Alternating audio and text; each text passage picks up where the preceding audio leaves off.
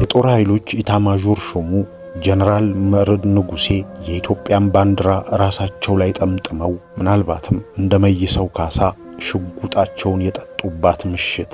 ጀነራል መርዕድ ራሳቸውን ባጠፉ አፍታ እዚያ ደረስኩ ያለ አንድ የልዩ ብርጌድ ወታደር ነገረኝ ብለው ለቢቢሲ እንደተናገሩት ከሆነ ራሳቸው ላይ ቢተኩሱም ነፍሳቸው ወዲያውኑ አልወጣችም ነበር።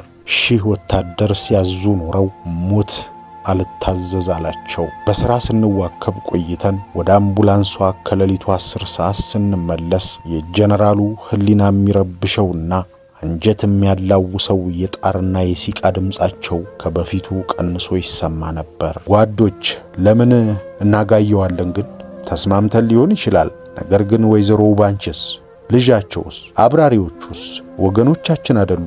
ምን አጠፉና ነው በዚህ ሰውዬ ጦስ የሚጠፉት? ይሄ ሐሳብ ምናልባትም ከአየር ኃይል አዛዡ ጀነራል አማሃ የመጣ ሳይሆን አይቀርም። እና ምን በጀ ጓዶች? ምናልባት እርጋታ የማይለያቸው ሰብሳቢው ጀነራል መርዕድ እንዲያጠይቀው ይሆናል። ባይሆን በጦር አውሮፕላን አስገድደን አስመራ ብናሳርፈው አይሻልም? ይሄኛው ከጀነራል አማሃ የመጣ መፍትሄ ሊሆን ይችላል። አስመራ የማይሆን ነው፣ በሙሉ መንጌ የሚል አየር ወለድ ነው ያለው። በዚህ ጊዜ ምናልባትም የዘመቻ አዛዡ ጀነራል አበራ እምር ብለው እንዲህ ተናግረው ይሆናል። ጀነራሎቹ መግባባት ተሳናቸው። ይህ ጉዳይ የመጨረሻው መጀመሪያ ሆነ። ጀነራሎቹ በመከላከያ ሚኒስቴር ግቢ አንደኛ ፎቅ ላይ ፊቷን ወደ ክቡ የብሔራዊ ባንክ ሕንጻ ባዞረች አንዲት የስብሰባ አዳራሽ ታድመው በኢትዮጵያ ዕጣ ፈንታ ላይ እንዲህ ጉንጭ አልፋ ክርክር እያደረጉ ሳለ ጓድ ሊቀመንበር መንግስቱን የያዘው አውሮፕላን በሰማይ ላይ ሳይጋይ አስመራም ተገዶ ሳያርፍ የኢትዮጵያን የአየር ክልል እየቀዘፈ ራቀ።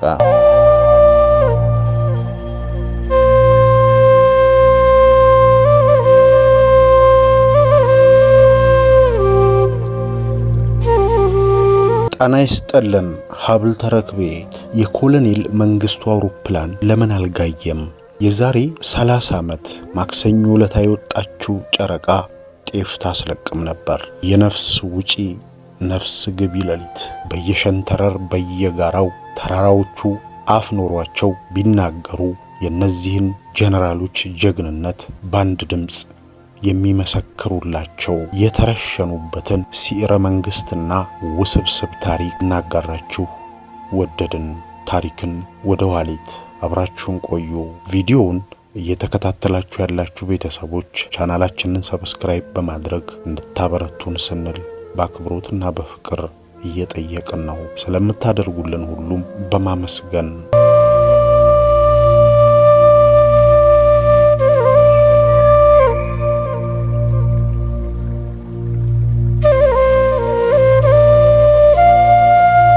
ሰላሳ ዓመት ብዙ ነው።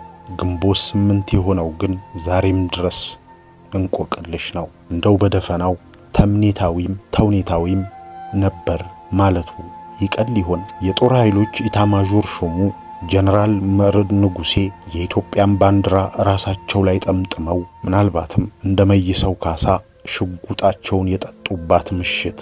እርግጥ ነው በጀነራል መርዕድ ዙሪያ ብዙ የሚጣረስ ታሪክ አለ። ባንዲራ ለብሰው ነበር ከሚለው ሰነድ አልባ ተረክ ጀምሮ እስከ አሟሟታቸው ድረስ ይኸው ድፍን 35 ዓመት ያልፈታው ሚስጥር።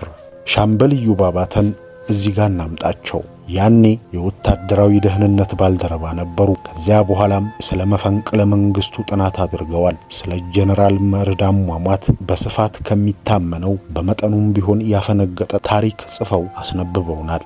ጀነራል መርዕድ ራሳቸውን ባጠፉ አፍታ እዚያ ደረስኩ ያለ አንድ የልዩ ብርጌድ ወታደር ነገረኝ ብለው ለቢቢሲ እንደተናገሩት ከሆነ ጀነራል መርዕድ ያንን ምሽት ራሳቸው ላይ ቢተኩሱም ነፍሳቸው ወዲያውኑ አልወጣችም ነበር።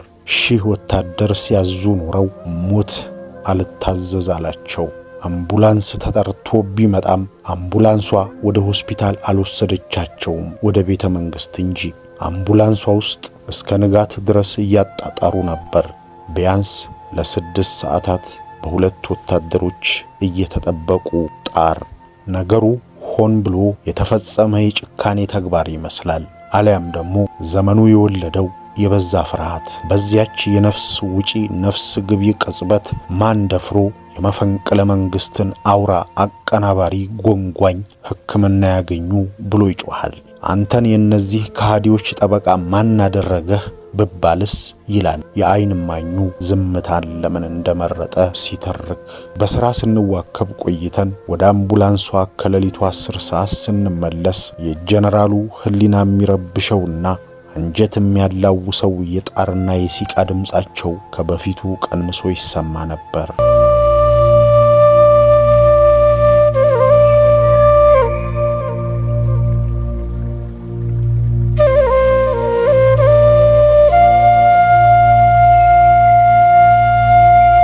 በዚህ ረገድ የአየር ኃይሉ አዛዥ ጀነራል አማሃ እድለኛ ነበሩ ማለት ይቻላል። የሟችና ያሟሟት እድለኛ ካለው ጀነራል አማሃ ሽጉጣቸውን መኪናቸው ውስጥ ረስተውት ነበር ወደ ስብሰባ የገቡት። ሽጉጥ ፍለጋ ተሯሯጡ። መከላከያ አንድ ቢሮ ዘው ብለው ሲገቡ ግድግዳ ተደግፎ የቆመ ክላሽ አገኙ። እስከ ወዲያኛውም አሸለቡ። ጀነራል መርዕድ እያጣጣሩ ከሚገኙበት አምቡላንስ ውስጥ በሁለት የልዩ ብርጌድ ወታደሮች እየተጠበቀ ከነበረው የእሳቸውም ሬሳ ተጠቅሎ እንደ ነገሩ ተጋድሞ ነበር። እንደ ሻምበል ኢዮብ የማያወላዳ የዓይን እማኝ ከሆነ ቢቢሲ ሻምበል ግን እኮ ይሄ ጀነራል መርዕድን አሟሟት በተመለከተ የሚሉን ነገር እስከዛሬ ያልተሰማ ታሪክ ነው ነገረኝ የሚሉትን ወታደር ያምኑታል? ሻምበል ኢዮብም የልዩ ጥበቃ ብርጌድ የመምሪያ ረዳት መኮንን የነበረ ሰው ነው። ይህ መኮንን ጀነራሎቹ በእስር ላይ ያሉ የአስተዳደራዊ ጉዳያቸውን እንዲፈጽሙ ከተመደቡት መኮንኖች አንዱ ነው።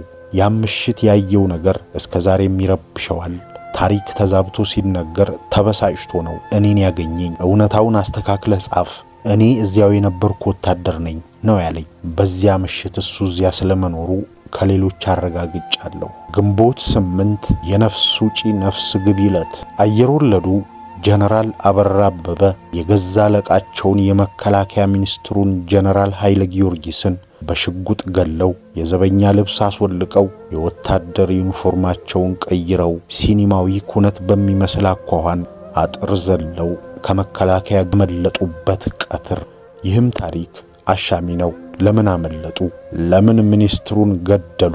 እንዴትስ መፈንቅለ መንግስት የሚያህል ነገር እየመሩ አንድ ሚኒስትር ስለገደሉ ብቻ እንደ ተራ ነፍሰ ገዳይ ሊያመልጡ ይችላሉ? 35 ዓመት ያልመለሳቸው ጥያቄዎች። ግንቦት 8 የነፍስ ውጪ ነፍስ ግቢ ዕለት ጀነራል ፋንታ በላይ ለ3 ቀን 3 ሌሊት ኮንቴነር ውስጥ የሚላስ የሚቀመስ በሌለበት የተደበቁበት ምሽት። ጀነራል ፋንታ የትምህርት ዝግጅታቸውና የአመራር ብቃታቸው ለርዕሰ ብሔርነት አሳጭቷቸዋል። ምናልባትም ሲረ መንግስቱ ተሳክቶ ቢሆን ኖሮ ኢትዮጵያን የሚመሯት ፕሬዝዳንት ፋንታ በላይ ነበሩ። ይህን የጀነራል ፋንታ በላይን ድርጊት ተከትሎ ማሽሟጠጥ የሚቀናው ሰፊው ሕዝብ ተቀኘ ተባለ። ፔፕሲ ኮካኮላ ከከተማ ጠፍቶ ፋንታ ተገኛሉ በኮንቴነር ሞልቶ። ከሁሉም በላይ ኢትዮጵያ በብዙ ጽናት በብዙ ትጋት አምጣ ያዋለደቻቸው ለወግ ለማዕረግ ያበቃቻቸውን እጅግ ውድና ምትክ የለሽ የሚባሉ ጀነራሎቿን በአንድ ጀንበር ያጣችበት ምሽት።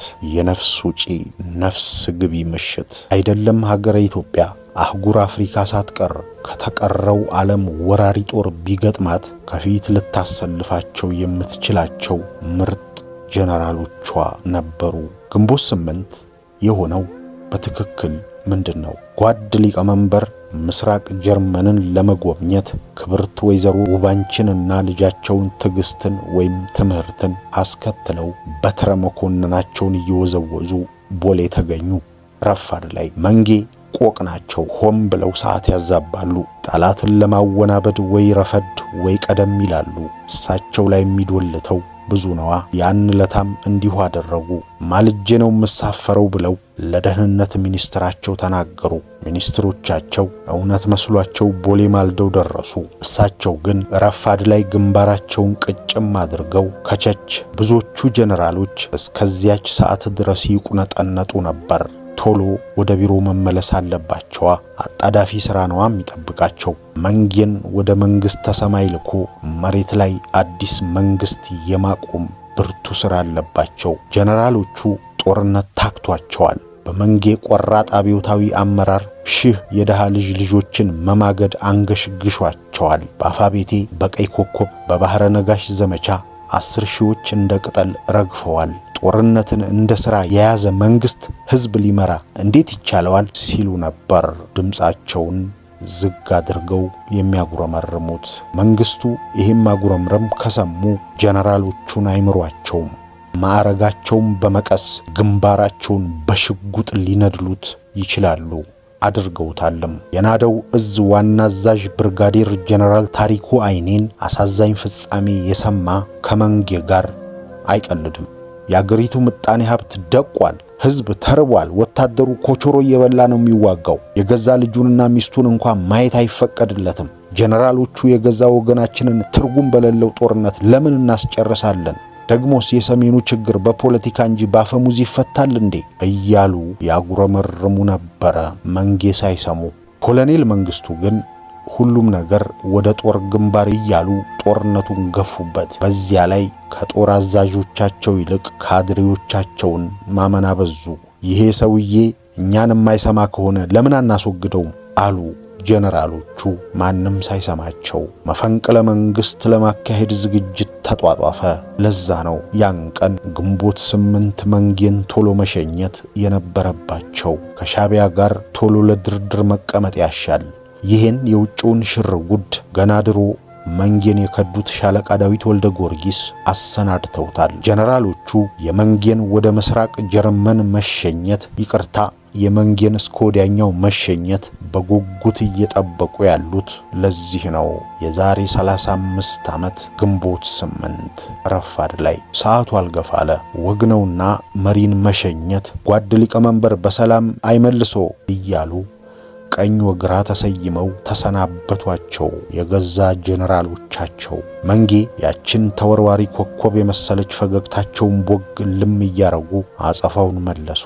ለምን ይሆን ግን ፈጣሪ ለአምባገነኖች ችምችም ያለ የተፈለፈለ በቆሎ የሚመስል ጥርስና ረጅም ዕድሜን የሚቸረው? የሚደንቀው ታዲያ በዚያች ዕለት የቦሌ ሽኝት ጀነራል መርድ ንጉሴ አልተገኙም። ቀላል ፕሮቶኮላዊ ሕጸጽ ተብሎ ሊታለፍ ይችላል። ጊዜ አጥተው ነው ሊባልላቸውም ይችላል። ምክንያቱም ዘመኑ የጥድፊያ ነዋ፣ የጦርነት። በግንባሩ ገንጣይ አስገንጣይን ለመፋለም የወገን ጦር ከሺህ የወንበዴው ጦር ጋር ተናንቆ እየተዋደቀ ነው፣ ፈንጂ እየረገጠ ነው። በእንዲህ ያለ ቀውጢ ጊዜ ለሽኝት መኳኳል ቅንጦት ሊሆን ይችላል። ቢሆንም ጀነራሉ ደግ አልሰሩም። መርድ ምነው ቀረ? ምንስ ብርቱ ጉዳይ ቢገጥመው ቆራጡን መሪያችንን መሸኘት አልነበረበትም የምትል የሰናፍጭ ቅንጣት ታክል ጥርጣሬ ሳይገባቸው አልቀረም። የደህንነቱን ሹም ኮሎኔል ተስፋዬ ወልደ ስላሴን ኢታማዦር ሹሙ ደግ አልሰሩም። እንደምንም ብለው አለቃቸውን መሸኘት ነበረባቸው። እሳቸው በተቃራኒው መከላከያ ሚኒስቴር ውስጥ ከኢትዮጵያ ሆቴል ፊት ለፊት አምባሳደር ሲኒማ ጎን ከቢሮአቸው ቁጭ ብለው የክፍለ ዘመኑን አስገራሚ የሲረ መንግስት ተውኔት እየጻፉ ነበር።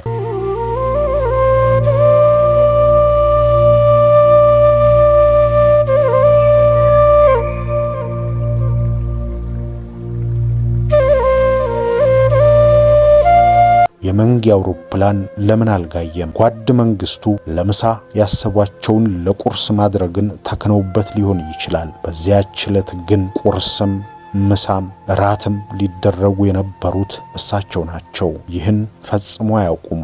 አውሮፕላኑን የተሳፈሩትም የእሳት ራት ሆነው ነው። የተሳፈሩባትን አውሮፕላናቸው ሰማይ ላይ እንዳለ የማጋየቱ ነገር ያበቃለት ተቦክቶ ያለቀ የደቀቀ ጉዳይ ነው። ይህን ያጸደቁት ደግሞ ከሞላ ጎደል ሁሉም የጦር አዛዦች ነበሩ።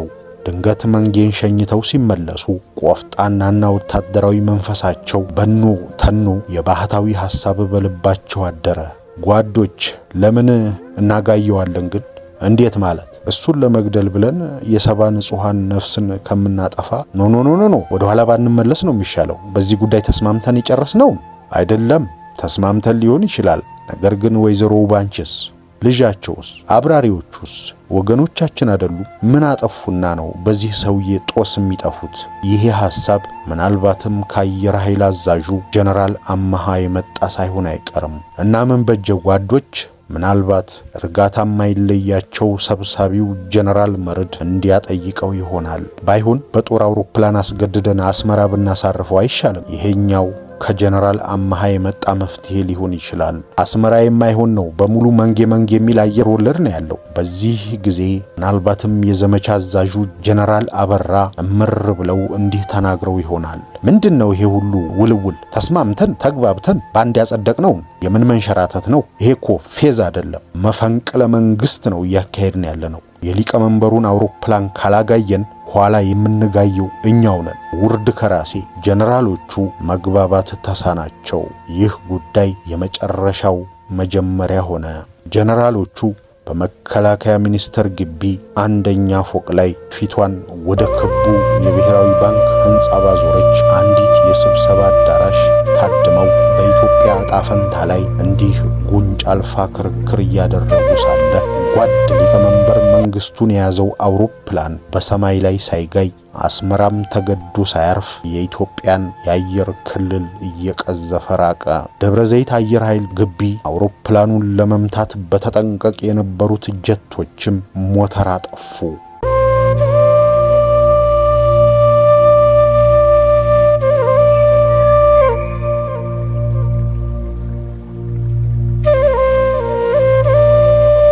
በአስመራ ግን መንጌ ተገለዋል። በአስመራ የግዙፉ ሁለተኛው አብዮታዊ ሰራዊት አድራጊ ፈጣሪ ስመጥሩ ጀነራል ደምሴ ቡልቱ ናቸው። እንዲያውም የሲረ መንግስቱ ሁነኛው ጠንሳሽ ሳይሆኑ አይቀሩም። ምክትላቸውን ጠርተው ነገሩ ሁሉ መልክ መያዙን አረጋገጡ። ጀነራል ቁምላቸው በአራት አንቶኖቭ የታጨቁ 433 ልዩ ኮማንዶዎችን አሳፍረው ወደ አዲስ አበባ ጉዞ እንዲጀምሩ አዘዟቸው። ጀነራል ቁምላቸው ሀገሪቱ አለኝ የምትላቸውን የአየር ወለድ አባላት ዳይ ተንቀሳቀስ አሏቸው። በወታደር ቤት አለቃ ሲያዝ አቤት ጌታዬ እንጂ ለምን ጌታዬ አይባልም። ሶቪየት ሰራሽ አንቶኖቭ ውስጥ እንዳሉ ድንገት ጀነራል ቁምላቸው እምር ብለው ተነሱ። የሃሎ መነጋገሪያውን ረዳታቸው አቀበላቸው። አንድ በራሪ ወረቀት ከኪሳቸው ውስጥ አውጥተው ማንበብ ጀመሩ። እዚህ አንቶኖቭ ውስጥ ያለው ወታደር በሙሉ በታላቅ ፌሽታ አጨበጨበ። በዚያ አንቶኖቭ ውስጥ የነበሩትና ዛሬም በሕይወት የሚገኙት ሌተናል ኮሎኔል ካሳዬ ታደሰ ለቢቢሲ አማርኛ እንደተናገሩት መንግስቱ ተገድሏል ሲባል መጀመሪያ ደነገጥኩ፣ ከዚያ ሁሉም ሲያጨበጭብ እኔም ማጨብጨብ ጀመርኩ ሲሉ የወቅቱን ድራማ ገልጸዋል። ሰማይ ላይ አንቶኖቭ ውስጥ ይህ ሲሆን የአስመራ ሬዲዮ በበኩሉ መንግስቱ መገደሉን አወጀ። ከአንድ ሰዓት ተኩል በረራ በኋላ ጀነራል ቁምላቸው ኮማንዶአቸውን ይዘው አዲስ አበባ ጦር ኃይሎች ልደታ አርሚ አቪዬሽን ገብተዋል። ግማሾቹን ኮማንዶዎች ደግሞ እዚያው ቦሌ አየር መንገድን እንዲቆጣጠሩ አድርገዋል። የዚህ ልዩ ኮማንዶ ተግባር ሬዲዮ ጣቢያውን መቆጣጠር፣ መከላከያ ሚኒስቴር ለሚገኙት መፈንቅለ መንግስት አድራጊዎች ደግሞ ከለላ መስጠት፣ ድንገት ለመንጌ አንገቴን እሰጣለሁ የሚል ኃይል ካለ አንገቱን እንደ ዶሮ መቀንጠስ ነው። የሚገርመው የአስመራ ሬዲዮ መንግስቱ ኃይለ ማርያም እስከ ወዲያኛው እንደተሰናበቱ ያወጀው ገና ረፋድ ላይ ነበር። በመሆኑም ጀነራል ቁምላቸው እስከ መጨረሻው የሚያውቁት መንግስቱ መገደሉን ነው። ከጦል ላይ የመጣው ሰራዊት መፈንቅለ መንግስቱን ለማቅናት ከአስመራ በጀነራል ቁምላቸው እየተመራ አዲስ አበባ ከገባው ኃይል ሌላ ከጦል ላይም አንድ ሻለቃ ተንቀሳቅሷል። ጀነራል ውበቱ ጸጋዬ ከሴረኞቹ ጋር በስሱም ቢሆን ሳይመሳጠሩ አልቀሩም። አሁንም ድረስ በሕይወት አሉ። አሜሪካን አገር ወደ አዲስ አበባ የሚላከውን ጦር አዘጋጅተው እሳቸው ከሰሜን ኮሪያ የመጣ ልዑካን ቡድንን ተቀብለው እያነጋገሩ ነበር። ጦል ላይ ያለው ልዩ ኮማንዶ የቁልምጫ ስሙ ስፓርታ ይባላል። ሰሜን ኮሪያዎች ለከተማ ውጊያ፣ ለጨበጣ ፍልሚያ በልዩ ጥንቃቄ ያሰለጠኑት ጦር ነው። ጀነራል ውበቱ ጥርት ያለ መመሪያ ባይደርሳቸውም 150 የሚሆኑትን ምርጥ ምልምሎች በወታደራዊ ሄሊኮፕተር ወደ አዲስ አበባ ላኳቸው። ጀነራል ውበቱ ጥርት ያለ መመሪያ ባይደርሳቸውም 150 የሚሆኑትን ምርጥ ምልምሎች በወታደራዊ ሄሊኮፕተር ወደ አዲስ አበባ ላኳቸው። ፖስታ ቤት መገናኛ ሚኒስቴር አካባቢ በሚገኘው ሜዳ ላይ ሆነው ትዕዛዝ እንዲጠባበቁ ተደረጉ። አምባሳደር ጋር ኢትዮጵያ ሆቴል ጎን መከላከያ ሚኒስቴር ውስጥ ከኢትዮጵያ ሆቴል ትይዩ በዋናው የመከላከያ ህንጻ አንደኛ ፎቅ የጠቅላይ ኤታማዦር ሹሙ የመሰብሰቢያ አዳራሽ ይገኛል። ይህ አዳራሽ ፊቱን ወደ ወርቃማው የብሔራዊ ባንክ የሰጠ ነው። በዚህ አዳራሽም 18 መፈንቅለ መንግስት አድራጊዎች ሴራ እየጎነጎኑ ነው። ቁጥራቸው ይጨምራል፣ ይቀንሳል። በሀገሪቱ አንድም የቀረ ቱባ ጀነራል የለም። በኢትዮጵያ የመጀመሪያው አብዮታዊ ጀነራል ተወዳጁ ደርባባው አንደበታቸው የረጋው ጀነራል መርዕድን ጨምሮ የባህር ኃይል አዛዡ ሪር አድሚራል ተስፋዬ ብርሃኑ፣ የአየር ኃይል አዛዡ ጀነራል አመሃ፣ የምድር ጦር አዛዡ ጀነራል ኃይሉ፣ የፖሊስ ሰራዊት አዛዡ ጀነራል ወርቁ ገኙበታል።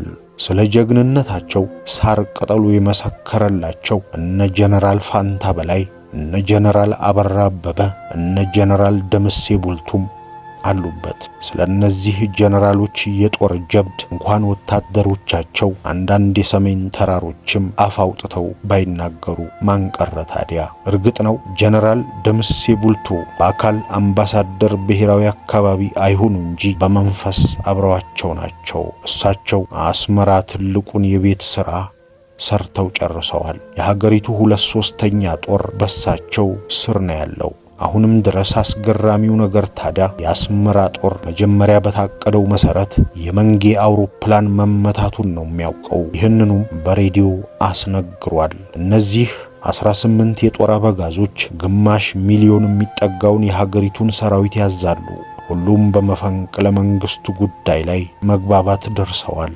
ሆኖም እዚያው መከላከያ ሚኒስቴር ስብሰባ ላይ ናቸው። ይህ ይሆን መዘናጋትን የፈጠረባቸው? ምን አይነት ምድራዊ ኃይል መጥቶ ይህን ኩዴታ ሊያከሽፍ ይችላል? ስክነት የራቃቸው ጀነራል አበራ ብቻ ናቸው። እስራኤል ነው የተማሩት። የዘመቻ አዛዡ ጀነራል አበራ ወትሮም ችኩል ናቸው ይባላል። ቀልባቸው የሆነ ነገር ሳይነግራቸው አልቀረም። በስብሰባው መካከል ወጣ እያሉ ግቢውን ይቃኛሉ። በዚህ መሃል የታንክ ቃቃታ የሰሙ መሰላቸው። የመከላከያ አስተዳደር መምሪያ አዛዡን ጀነራል ኡመርን አስከትለው የመከላከያ ግቢ የባንዲራ መስቀያው ጋር ቆመው መከላከያ ቢሮ ውስጥ ያለውን ሰው በሙሉ ወደ ግቢው እንዲሰለፍ አዘው ንግግር ማድረግ ጀመሩ። የመንጌንም ፍጻሜ ባለ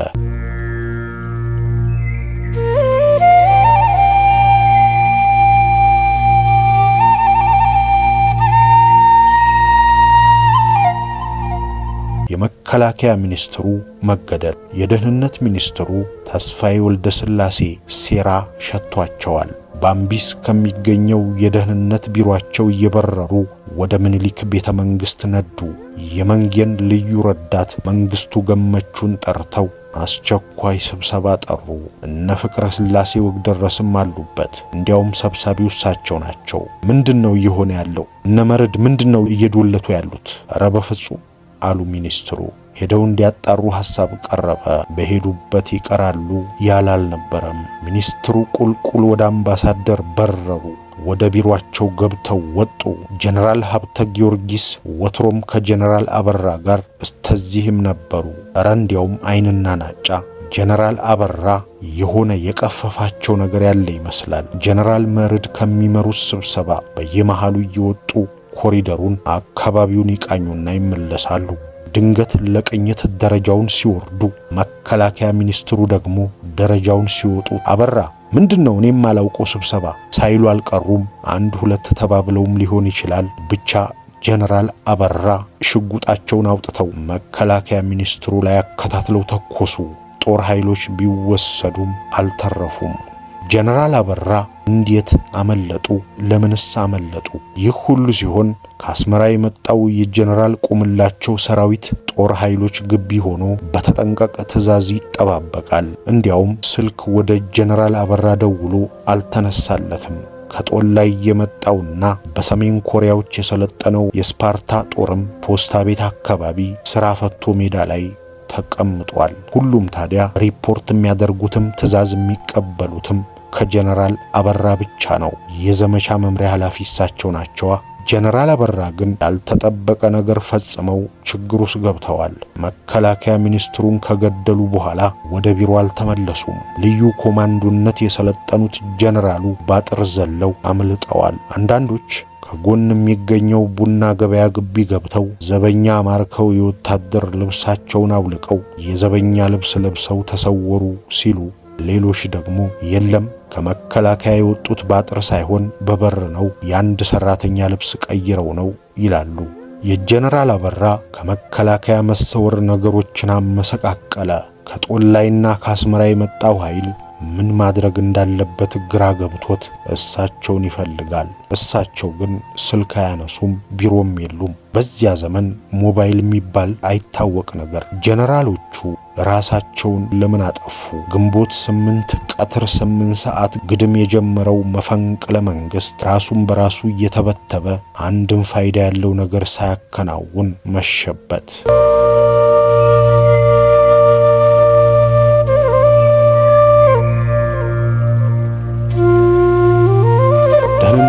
ተስፋዬ ወልደ ሥላሴ ሻምበል መንግስቱ ገመቹን ይዘው መከላከያን አስከበቡ። ለዚያውም በታንክና በብረት ለበስ። ከዚያ በፊት ግን ነገሩን በሰላም እንጨርሰው በሚል ሽማግሌ ተልኳል። ሌተናል ኮሎኔል አዲስ ተድላና ኮሎኔል ደበላ ዲንሳ ነበሩ አደራዳሪዎቹ።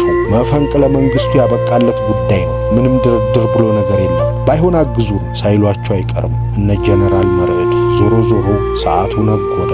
ማስታወቂያ ሚኒስቴር አልተያዘ፣ ሬዲዮ ጣቢያ አልተያዘ፣ ቴሌ አልተያዘ። ሰዓቱ ነጎደ። የሳር ቅጠሉ አዛዦች በሙሉ እዚያ መሆናቸው ሳያዘናጋቸው አልቀረም። የጀነራል አበራ ድንገት ሰው ገሎ መሰወር ግን ነገሮችን አወሳሰበ። የመንጌ ቀኝ እጅ ሞክሻቸው መንግስቱ ገመቹ የልዩ ብርጌድ ኃይላቸውን ከ4 ኪሎ አንቀሳቀሱ። በሂልተን አድርገው አምባሳደር ጋር ሲደርሱ መከላከያ ሚኒስቴርን ክበብ አሉ። ውስጥ እነ ጀነራል ፋንታ በላይ፣ እነ ጀነራል አማሃ፣ እነ ጀነራል መርዕድ ምን እያደረጉ እንዳሉ የሚያውቅ ምድራዊ ኃይል የለም። በዚህ ሰዓት መከበባቸውን እንደተረዱ ከአስመራ ይመጣል የተባለው ኃይል ባለመድረሱ ተስፋ ቆርጠው ሊሆን ይችላል። ጀነራል መርዕድና ጀነራል አማሃ ዛሬም ድረስ ግልጽ ባልሆነ ሁኔታ እዚያው ራሳቸውን አጠፉ። ድህረ ታሪክ ግንቦት 9 ማታ ኮሎኔል መንግስቱ ከምስራቅ ጀርመን ጉብኝታቸውን አቋርጠው ኮሽታ ሳያሰሙ ተመለሱ። ግንቦት 10 ጀነራል ደምሴ ቡልቶ በገዛ ወታደሮቻቸው ተገደሉ። ከእሳቸው ጋር በድምሩ 18 ከፍተኛ መኮንኖች ተመሳሳይ ክፉ ዕጣ ገጠማቸው። በሟቾቹ ሬሳ ላይ እጅግ የሚቀፍ ታሪክ የሚጸየፈው የሰይጣን ድርጊት ተፈጸመ። ከ3 ቀናት በኋላ ጀነራል ፋንታ በላይ ከተደበቁበት ኮንቴነር ወጡ። ለጥቂት ወራት ማዕከላዊ ለብቻቸው ተነጥለው ታስረው ሳሉ እስከ ዛሬም ይፋ ባልሆነ ሁኔታ ጠባቂያቸውን ገለው ሊያመልጡ ሲሉ ተገደሉ ተባለ። በ3ኛው ሳምንት መከላከያ ሚኒስትሩን ገለው ያመለጡት ጀነራል አበራ ጉለሌ አካባቢ ከተደበቁበት ዘመድ ቤት ተከበቡ። በመስኮት ዘለው ጣሪያ ላይ ወጥተው ሊያመልጡ ሲሉ በአንድ ወጣት ፖሊስ ግንባራቸውን ተመትተው ወደቁ። አንዳንድ የሰው መረጃዎች ጀነራል አበራን አሳልፎ የሰጣቸው ዘመድ ዛሬም ድረስ በጸጸት ይኖራል ይላሉ። ከሆኑ ወራት በኋላ የአስመራውን አየር ወለድ ጦር አዲስ አበባ ይዘው የመጡት ጀነራል ቁምላቸው በአንዳች ታምር አምልጠው አሜሪካ ገቡ ተባለ። ሲአይኤ እንዳሾለካቸውም ተጠረጠረ። ከዓመት በኋላ ግንቦት 13 1981 መፈንቅለ መንግስቱ ላይ ተሳትፈዋል የተባሉ 12 ጀነራሎች ድንገት ለውሳኔ ተጠሩ። የወታደራዊው ፍርድ ቤት የመሃል ዳኛው ጀነራል አስራት ብሩ በብጣሽ ወረቀት የተጻፈችና ከኮሎኔል መንግስቱ እንደተላከች የምትገመት አንዲት ወረቀት እንባ እየተናነቃቸው አነበቧት ተባለ። በ12ቱ ላይ ሞት ተፈረደ። ፍርደኞቹም እንዲህ እያሉ ይጮኹ ነበር። ቤተሰባችንን ሳንሰናበት አትግደሉ፣ ፈላጭ ቆራጭ አገዛዝ ዕድሜ የለው፣ ልጆቻችንን አደራ። ያንኑ ምሽት ተረሸኑ። ከሲረ መንግስት ሙከራው ከ2 ዓመት በኋላ ግንቦት 13 ቀን ኮሎኔል መንግስቱ ካገር ሸሹ። የኮሎኔሉ ሽሽትን ተከትሎ ለአንድ ሳምንት ርዕሰ ብሔር የሆኑት ጀነራል ተስፋዬ ገብረ ኪዳን ሞታቸውን እየተጠባበቁ ለነበሩ ጥቂት የመፈንቅለ መንግስቱ ተከሳሾች ምህረትን አወጁ።